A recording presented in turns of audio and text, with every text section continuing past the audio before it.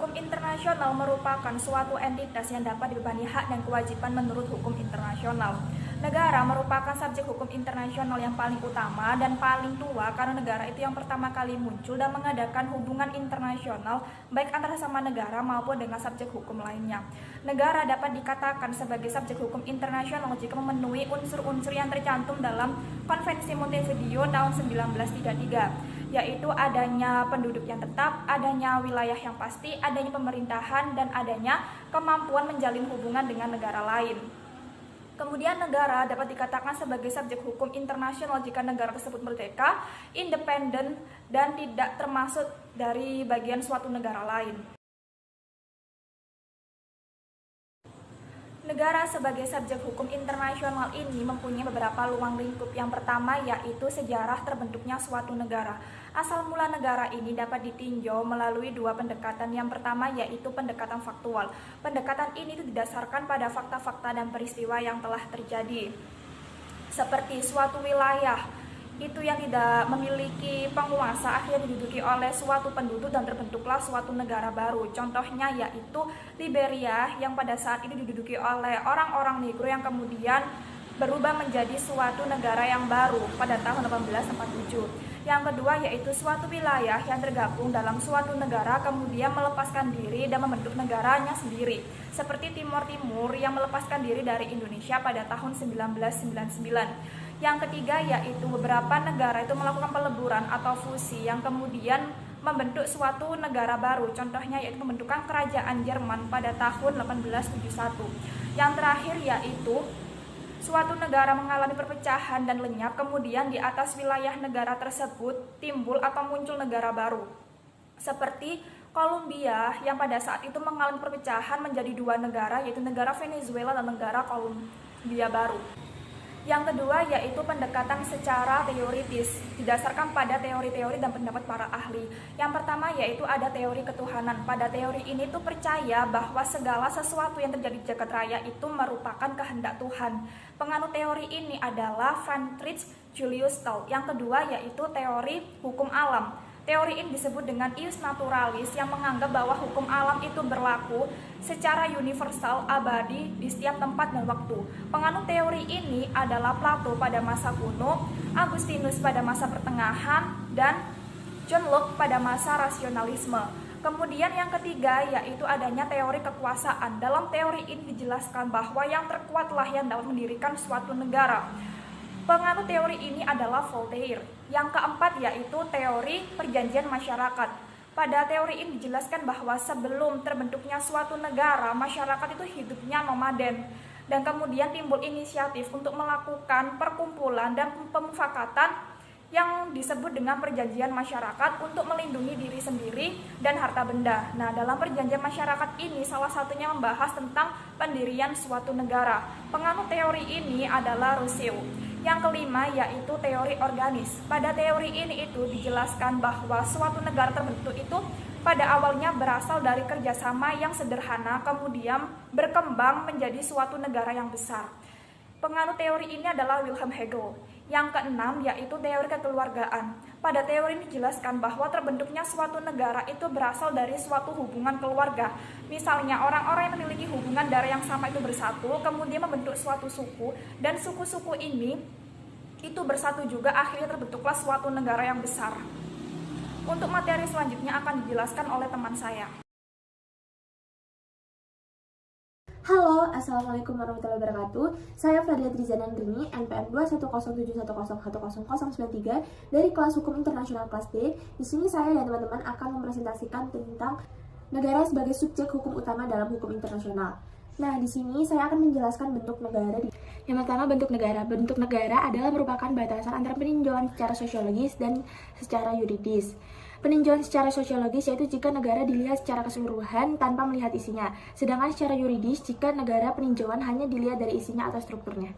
Bentuk negara dibagi tiga, yaitu zaman Yunani kuno, zaman pertengahan, dan zaman masa sekarang. Yang pertama kita akan bahas pada zaman Yunani kuno. Terdapat dua ahli hukum yang menyampaikan pendapatnya. Yang pertama ada Plato. Plato menyebutkan bahwa ada 5 bentuk negara. Yang pertama ada aristokrasi, trimokrasi, oligarki, demokrasi, dan yang terakhir ada tirani. Sedangkan ahli hukum yang kedua yaitu ada Aristoteles menyampaikan ada 7 bentuk negara. Yang pertama, monarki, tirani, aristokrasi, oligarki, demokrasi, plutokrasi, dan politia. Sedangkan di zaman pertengahan ada beberapa ahli yang menyampaikan bentuk negara. Yang pertama ada Machiavelli. Machiavelli menyampaikan bahwa bentuk negara itu bukan republik melainkan kerajaan. Yang kedua ada Jelinek yang menyampaikan bahwa bentuk negara itu merupakan pemerintah dan republik. Dan sedangkan yang ketiga ada De Guitt. De Guitt menyampaikan bahwa bentuk negara dalam republik dan kerajaan berdasarkan cara pengangkatan kepala negara. Yang keempat ada Profesor Otto Kauleter. Profesor tersebut menyampaikan bahwa sistem pemerintahan negara itu berdasarkan monarki dan republik. Sedangkan yang kelima ada C.F. Strong. C.F. Strong menyampaikan bahwa kriteria melihat bentuk negara itu dilihat bagaimana bentuk konstitusinya, memeriksa apakah badan eksekutif bertanggung jawab kepada parlemennya, terus melihat bagaimana negara tersebut disusun. Kemudian yang ketiga ada teori modern. Yang pertama ada Charles Frederick Strong menyampaikan bahwa negara kesatuan yaitu bentuk negara berdaulat di mana hanya mempunyai satu kekuasaan paling tinggi yaitu pemerintah pusat. Negara kesatuan yaitu negara yang hanya terdiri dari satu negara saja. Menurutnya dalam pelaksanaannya negara kesatuan menggunakan asas-asas antara lain konsentrasi dan sentralisasi, dekonsentrasi dan sentralisasi, dekonsentrasi dan desentralisasi, desentralisasi dan tugas pembantuan. Terdapat dua cara untuk membuat negara kesatuan. Yang pertama ada satu negara bagian dengan sistem desentralisasi, tempatnya dengan fleksibilitas dan kekuatan untuk mengatur negara. Yang kedua, sebuah negara bagian dengan sistem terpusat yang berarti bahwa segala sesuatu di negara tersebut dikendalikan oleh pemerintah pusat itu sendiri. Contoh negara kesatuan itu sendiri ada Indonesia, Filipina, Thailand, dan lain sebagainya. Dan bentuk negara yang kedua adalah negara serikat atau negara bagian. Negara serikat juga dikenal sebagai negara federalisasi yang merupakan negara bagian yang merupakan persatuan dari negara-negara yang bergabung di dalamnya, memiliki hubungan dalam bidang ekonomi, politik, sosial budaya, dan pertahanan keamanan. Dengan demikian, masing-masing negara tersebut memiliki badan legislatif dan yudikatif yang mengatur negaranya sendiri. Negara serikat terdapat dua pemerintahan, pemerintah negara federasi dan pemerintah negara-negara bagian. Terdapat dua urusan pemerintahan, urusan pemerintahan pokok dan urusan yang berkaitan dengan negara bagian. Kemudian pemerintah federal memiliki yurisdiksi atas warga negara, kewarganegaraan, migrasi, tempat tinggal, dan pertukaran tanah. Konstitusi federal dan negara bagian, hak-hak dasar dan fisik dan peradilan. Bentuk serikat terbagi menjadi dua, yaitu negara serikat dan serikat negara. Nah, itu tadi presentasi dari saya. Apabila ada kesalahan kata, mohon dimaafkan. Sekian dari saya. Wassalamualaikum warahmatullahi wabarakatuh. Terima kasih. Nama saya Nadifa Alia dengan NPM 21071010236. Aturan hukum. Bila kita berbicara tentang aturan hukum, maka tidak jauh-jauh dari sumber hukum, sistem hukum di dunia, dan asas-asas hukum internasional. Sumber hukum. Starke menyatakan, sumber hukum material adalah sumber hukum internasional yang diyakini sebagai peran aktual oleh para ahli untuk menyatakan suatu hukum di sebuah kondisi atau kejadian tertentu. Yang kedua adalah sistem hukum di dunia. Sistem hukum di dunia ada dua, yaitu common law dan civil law. Sistem hukum common law berdasarkan pada perundang-undangan di negara tersebut atau disebut juga dengan jurisprudensi. Bila civil law berdasarkan pada kodifikasi perundang-undangan yang ada di negara tersebut sebagai sumber hukum utama. Lalu ada asas-asas hukum internasional. Asas-asas hukum internasional dibagi menjadi tiga, yaitu yang pertama adalah asas teritorial, yang menyatakan bahwa sebuah negara yang memiliki hubungan internasional dengan negara lain berhak atas wilayah teritorinya sendiri. Yang kedua adalah asas berkebangsaan. Asas berkebangsaan menyatakan bahwa suatu individu akan selalu terikat dengan negaranya meskipun dia berada di luar negara asalnya. Yang ketiga adalah asas kepentingan umum yang menyatakan bahwa di mana negara-negara yang memiliki hubungan internasional dapat mengatur kehidupan bermasyarakat dengan mengutamakan kepentingan umum.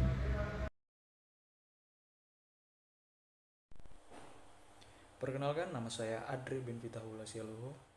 NIM saya 210710100183.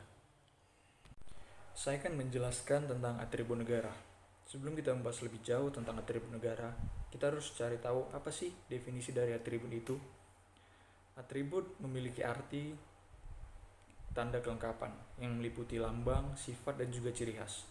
Sehingga kita dapat menyimpulkan bahwa atribut negara ialah segala aspek yang menjadi kelengkapan pada suatu negara. Oleh karena itu, atribut negara bergantung pada karakteristik dari negara yang bersangkutan. Atribut negara dikategorikan ke dalam 7 kategori. Yang pertama ialah ukuran. Ukuran yang dimaksud ialah luas wilayah dari suatu negara. Semakin luas wilayah negara tersebut, semakin beragam pula populasi dan sumber daya alam di negara tersebut. Luas wilayah negara juga memengaruhi perilaku negara tersebut terhadap kebijakan luar negerinya. Negara-negara kecil akan mencari aliansi dengan negara tetangga karena dianggap lebih menguntungkan. Pada saat yang sama, negara-negara besar lebih aktif dalam kebijakan luar negerinya. Kategori yang kedua ialah sumber daya alam. Sumber daya alam yang dimaksud ialah sumber daya alam yang berupa kekayaan tambang, hasil bumi seperti minyak, mineral, hingga kemampuan agrikultur dan lingkungan. Sumber daya alam tersebut adalah hal yang krusial bagi negara karena beberapa dari sumber daya alam tersebut merupakan sumber daya alam yang tidak dapat diperbarui dan merupakan salah satu penerimaan negara bukan pajak.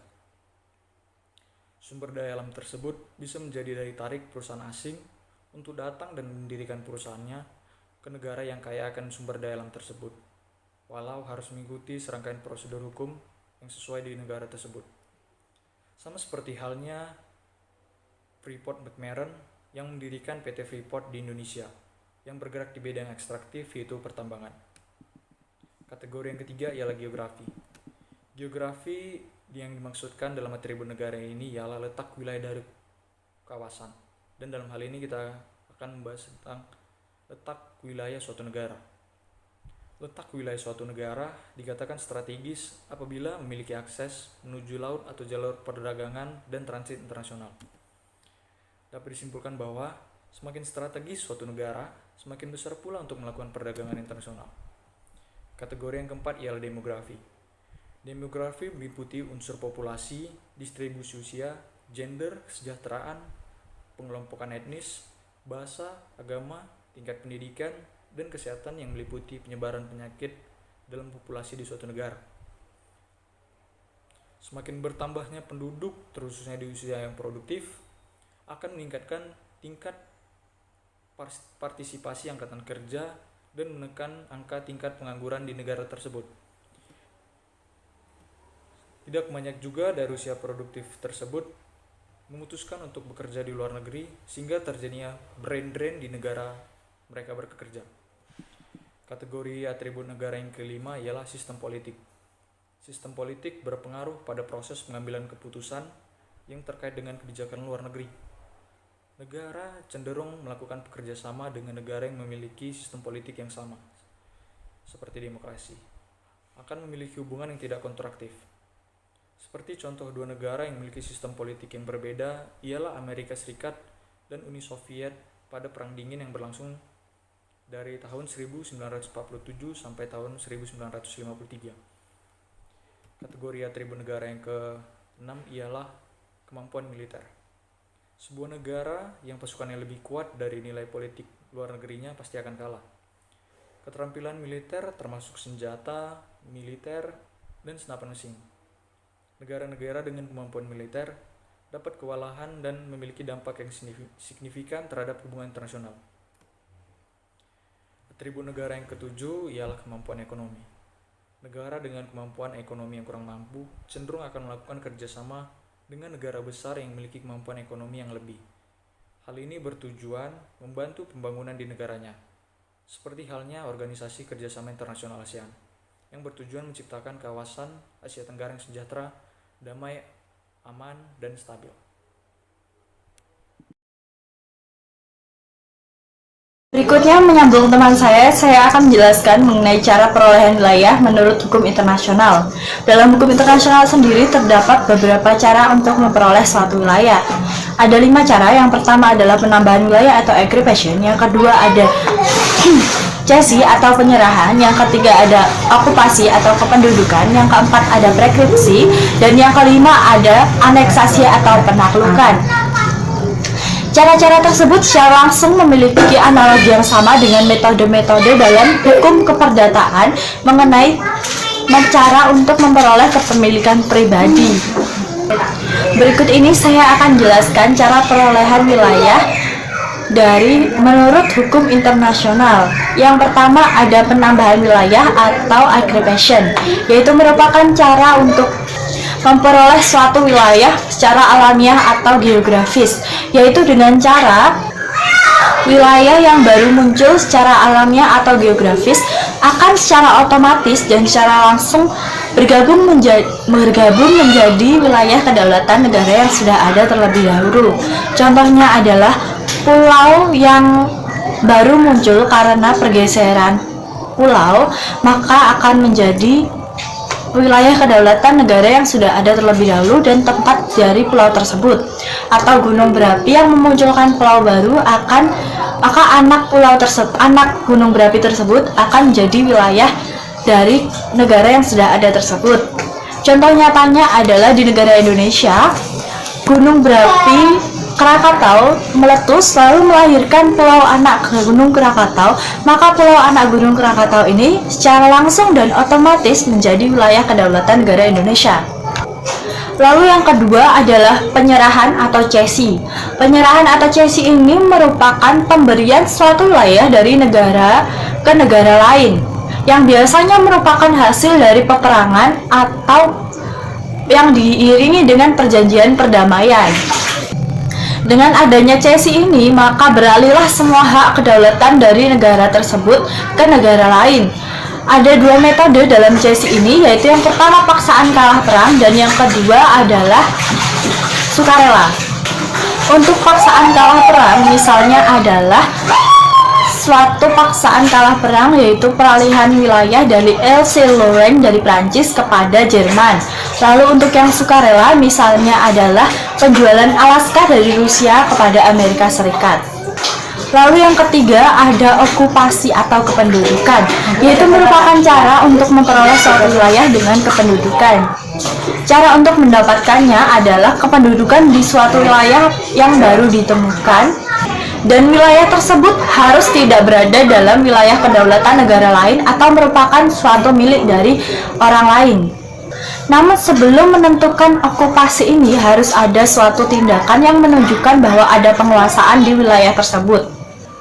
Okupasi ini tidak dapat dilakukan oleh perorangan dan harus dilakukan oleh suatu negara yang dapat memiliki kehendak untuk menjadikan wilayah tersebut menjadi hak atau bagian dari suatu kedaulatan wilayah negara tersebut. Contoh okupasi ini adalah sengketa dari Pulau Lipitan dan Pulau Sipadan dari negara Indonesia dan Malaysia yang kemudian berdasarkan keputusan ICJ atau International Court Justice, maka kedua pulau tersebut menjadi milik dari negara Malaysia. Lalu selanjutnya ada preskripsi. Preskripsi merupakan cara perolehan, yaitu kepemilikan suatu negara secara sukarela dari negara yang ada atau pemilik asli kepada negara yang menduduki wilayah tersebut. Pelaksanaan kedaulatan dari preskripsi ini harus melalui de facto dan de jure. Preskripsi ini biasanya juga bisa jadi juga merupakan karena adanya kedaulatan negara yang menduduki yang berlangsung dengan sangat lama, maka hilanglah kesan bahwa ada kedaulatan dari negara terdahulu. Lalu yang kelima atau yang terakhir merupakan aneksasi. Aneksasi merupakan perolehan wilayah secara dipaksakan. Ada dua bentuk keadaan dalam aneksasi ini. Yang pertama adalah apabila wilayah yang dianeksasi ini tunduk kepada negara yang aneksasi tanpa adanya pengumuman kehendak. Lalu yang kedua apabila wilayah yang ditaklukkan berada dalam negara yang menaklukkan pada waktu diumumkannya adanya kehendak aneksasi tersebut. Aneksasi melalui kedua cara tersebut bisa terjadi dan diakui pada tahun 1928 ketika The Brand Guild ditandatangani. Akan tetapi, setelah adanya Piagam PBB pasal 2 ayat 4 yang melarang adanya kekerasan dalam perolehan wilayah, maka hukum internasional tidak membenarkan adanya perolehan wilayah melalui cara aneksasi ini.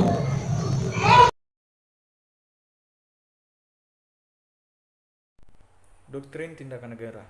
Doktrin tindakan negara bermula di Inggris pada awal 1674, lalu tumbuh dalam jurisprudensi Amerika Serikat pada akhir abad ke-18 dan awal abad ke-19. Doktrin tindakan negara menyatakan bahwa the judicial branch will not examine the validity of a taking of property within its own territory by a foreign sovereign government, in the absence of a treaty or other unambiguous agreement regarding controlling legal principles, even if the complaint alleges that the taking violates customary international law. Doktrin tindakan negara seiring perkembangannya hadir sebagai pedoman untuk peradilan Amerika dari tindakan pemerintah asing yang terlibat dalam proses pengadilan dalam negeri, dan doktrin ini menyatakan bahwa setiap negara berdaulat terikat untuk menghormati kemerdekaan setiap negara berdaulat lainnya, dan pengadilan tidak akan mengadili negara lain. Doktrin ini tidak diwajibkan oleh hukum internasional, tetapi prinsip yang diakui dan dipatuhi oleh pengadilan federal dan negara bagian Amerika Serikat. Yurisdiksi nasional tidak dijalankan oleh penguasa atau pemimpin negara merdeka, atau oleh hakim atau pegawainya, tetapi juga mencakup masalah hukum dan administrasi seperti hukum atau pemerintahan.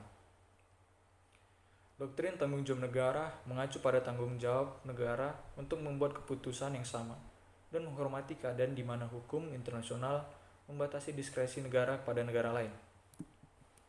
Hakim Harlan, selaku wakil kelompok mayoritas anggota Dewan Hakim Mahkamah, mendefinisikan doktrin tindakan negara merupakan a principle of decision binding on federal and state courts alike but compelled by neither international nor constitutional, dan menetapkan pelaksanaan hubungan luar negeri tunduk pada kekuasaan eksekutif dan kongres.